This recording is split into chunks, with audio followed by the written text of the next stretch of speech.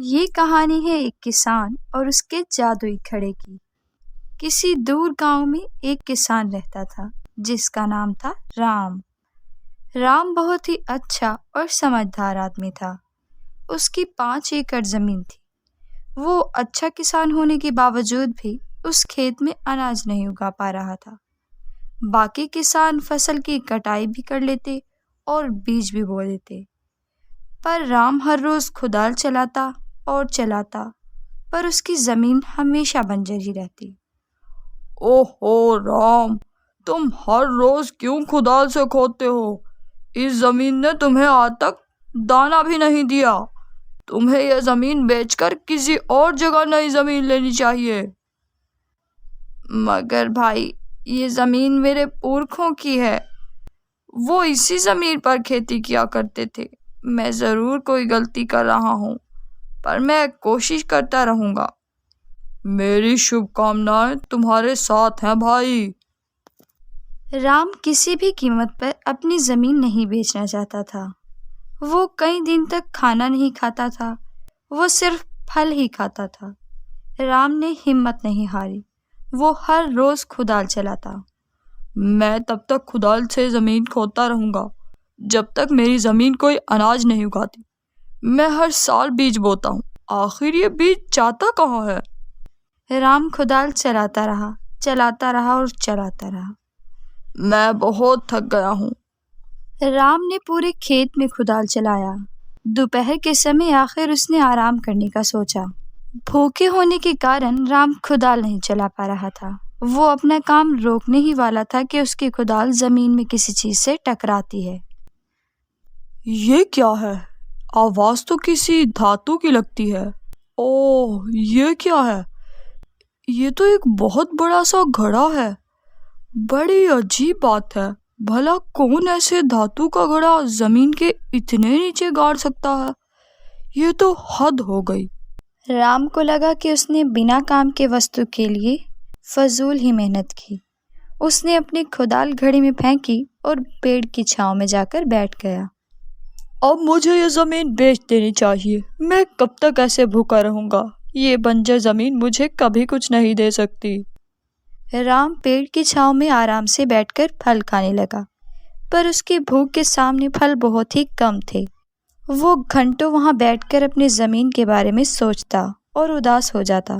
उसे पता था कि उसे जमीन बेचनी पड़ेगी, क्योंकि उसके पास कोई और रास्ता नहीं। मुझे हिम्मत नहीं हारनी चाहिए।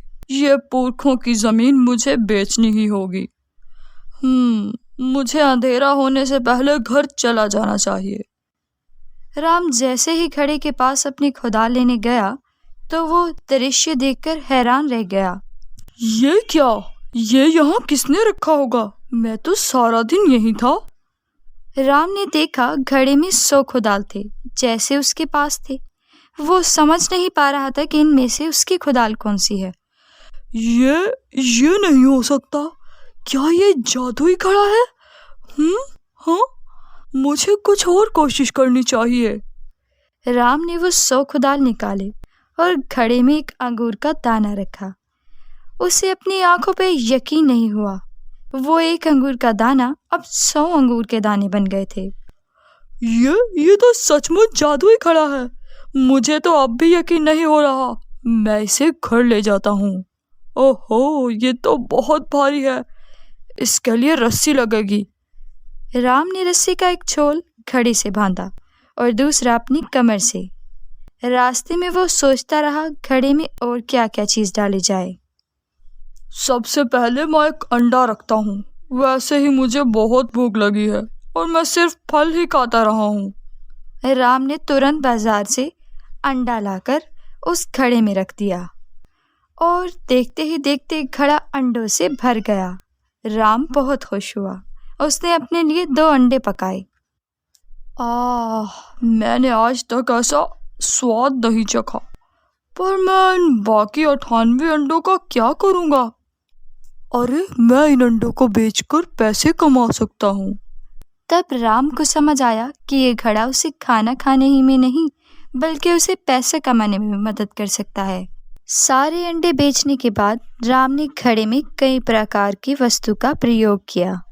जब उसे कपड़े की जरूरत पड़ती तो वो एक छोटा कपड़े का टुकड़ा घड़े में डालता तो घड़ा उसे 15 लोगों के कपड़े देता। अगर उसे कमीज की जरूरत होती तो वो घड़े में एक शर्ट रखता और घड़ा उसे 100 कमीज देता। इस तरह राम अनाज, फल और मसाले भी घड़े में डाल देता और घड़ा भी उसे बहुत सारी चीजें देता। गांव वालों को राम की इस तरक्की से हैरानी हुई, मगर किसी को भी सच्चाई का पता नहीं था। राम हमेशा घड़ा अपने घर के कोने में एक कपड़े से छुपा कर रखता था। एक दिन राम ने घड़े की परीक्षा लेना चाही। उसने घड़े में एक मुर्गी डाल दी, ये देखने के लिए कि क्या होता है। अचानक घड़े में से 100 मुर्गियां पंख फड़फड़ाते बाहर निकल आई। राम का घर मुर्गियों से भर गया, हर तरफ मुर्गियां ही मुर्गियां। ओहो, मैंने एक मरी हुई मछली डाली होती तो अच्छा होता। लो, अब मैं इतनी सारी मुर्गियां कैसे पकड़ूंगा? राम ने मुर्गियों को पकड़ना चाहा, पर नाकाम रहा। मुर्गियां कभी मेज पर चढ़ती तो कभी चारपाई पर चढ़ जाती और एक तो उसके सर पर बैठ गई। ओहो, हट यहाँ से, चलो सब यहाँ से चले जाओ। लेकिन मुर्गियां डरी हुई थी, इसलिए वो यहाँ वहां फैल गई। तभी अचानक रुको, एक मुर्गी घड़े में जाकर बैठ गई और फिर उसमें से 100 मुर्गियां उड़कर बाहर आने लगी। ओह, मेरा घर तो मुर्गियों का पिंजरा बन गया। अब मैं क्या करूं? कैसे इनको बाहर निकालूं? राम ने झट से घड़े को ढक दिया और एक कोने में रख दिया। फिर वो घर से भागा। मुर्गियां भी उसके पीछे भागने लगी। गांव वाले राम के घर से इतनी सारी मुर्गियां देखकर हैरान हो गए। इतनी सारी मुर्गियां, मुझे घड़े को बहुत समझदारी से इस्तेमाल करना चाहिए।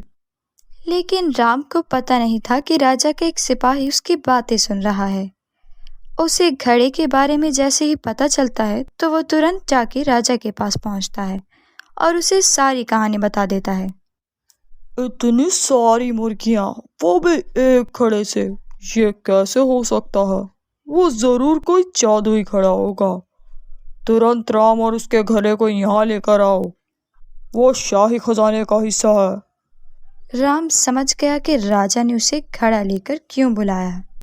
ये राजा तो बहुत ही लालची है, शायद उसे सारा धन खुद के लिए चाहिए। यह घड़ा यहाँ ले आओ, ये तो वाकई काफी बड़ा है। पर यह घड़ा इतनी सारी मुर्गियां कैसे दे सकता है? जरा देखूं तो इसके अंदर क्या है। अरे अरे नहीं, रुकिए रुकिए। पर बहुत देर हो चुकी थी। जैसे ही राजा ने घड़े के अंदर झांका, वो फिसल गया और घड़े में गिर गया। अब वहां 100 राजा घड़े से उछलकर बाहर आ रहे थे। इससे पहले कोई कुछ कह पाता, वो सब आपस में ही लड़ने लगे। ये मेरी राजगद्दी है। नहीं नहीं, ये मेरी राजगद्दी है। अरे हटो यहाँ से, मैं राजा हूँ। नहीं, मैं राजा हूँ। यह मेरा राज्य है। सारा राजमहल राजाओं से भर गया। अपने राजा को बचाओ। पर मैं कैसे बचाऊं? मुझे तो असली राजा का पता भी नहीं है। सिपाही अपने राजा को पहचान नहीं पाए और राजा एक दूसरे से लड़कर मर गए। पूरा राजमहल सोग में डूब गया, क्योंकि अब राज करने के लिए राजा नहीं बचा था। राम को अपनी गलती का एहसास हुआ और वो दौड़कर घड़े के पास आया और उसे जमीन पर पटक दिया। पर राम के खेत में फसल लहरा रही थी। उसने खेती बाड़ी की और संतोष जीवन जीने लगा।